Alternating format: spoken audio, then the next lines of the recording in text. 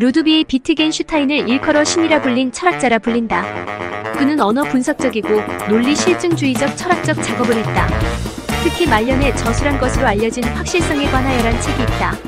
과연 무엇이 확실할까?에 대한 궁금증을 갖게 한다. 언어는 수사학적 표현인 인간의 향유물이고 수천 년 서양 철학의 그릇된 명제로 인해 헛수고를 했다. 그의 통찰력에 따른 확실성일까 싶다.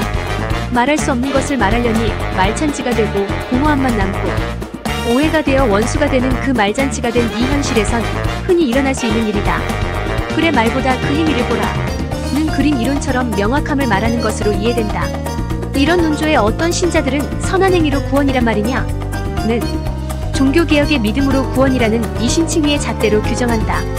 그렇다고 자신의 미천한 신앙행위나 삶의 불일치에 대해선 반성조차 하지 않으면서 말이다.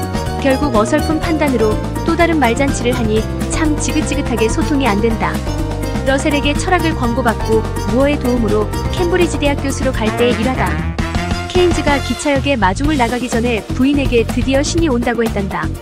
이에 많은 철학자들이 몰려와 강연을 들었지만 정통적 철학적 관점에선 들을 게 없다 하여 실망하고 대부분 떠났다고 한다.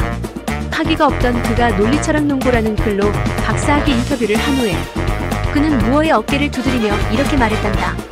너무 실망하지 마세요. 내 글을 다 이해하리라곤 기대하지 않는다고 했단다.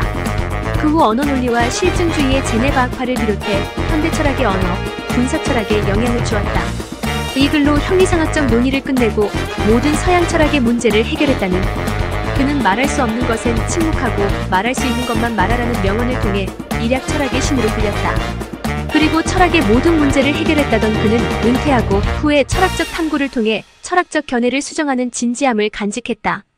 우여곡절 끝에 은둔 생활을 거듭하면서 확실성의 본성에 대한 고찰을 마지막 수작으로 생을 마감했다.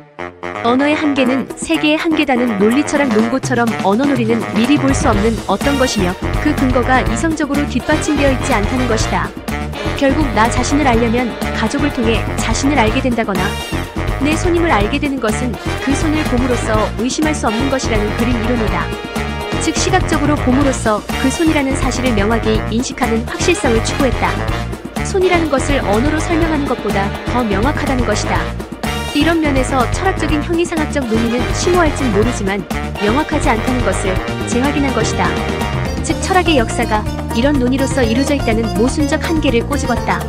이런 관점은 정통 철학자들에겐 실망일 수 있다는 게 자연스럽다. 결국 확실성이라는 것은 어떤 사물이나 인식하는 것이 나 자신과 공통된 인식으로 합의될 때 그것이 사실 혹은 진리라는 것인데 이는 현대인식론의 관점과 일치한다는 면에선 신이라 여기는 철학자라기엔 너무나 사실적이다. 다만 언어들이 갖는 한계를 지적했단 면에서 큰 공헌이고 언어철학이나 분석철학이란 현대철학의 주제의 기초를 놓았다는 것이다. 결국은 사물을 사물로서 보아야 한다는 것 어디서 많이 듣던 말이다.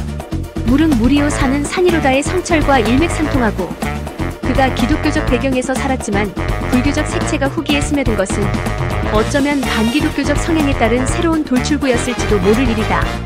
이런 경향성은 쇼펜하워의 불교적 영향을 받은 슈레딩거와도 유사한 면이 있다. 나로선 기독교의 이상이 현실에 희미하게 이루어지거나 자체적인 모순을 극복하지 못하는 세속적 한계 내에 머물고 있다는 현실 기독교의 한계. 즉 이 땅에 살면서 하나님 나라를 대망하고 이루지 못하는 느림에 대한 답답함이랄까? 현실이라는 세속이 저 세상이란 인간만이 갖는 형이상학적 철학적 주제와 같은 하나님 나라에 대한 충족을 이루지 못하는 엄연한 한계를 받아들일 수밖에 없다는 것이다. 이런 면에서 비트겐슈타인의 확실성은 모호성으로 다가온다는 한계성을 지울 수 없다. 차라리 그의 삶처럼 현실에 충실하며 종교적 삶을 추구했던 그 자체였다면 더 낫지 않았을까?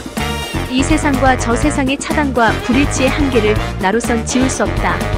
그러니 이 땅에 사는 동안 감사함으로 살고 주님과 함께 그의 나라와 그의 가치를 묵묵히 견디며 믿음으로 사는 것보다 귀중한 가치는 없다는 또 다른 엄연한 확실성이란 생각이 든다.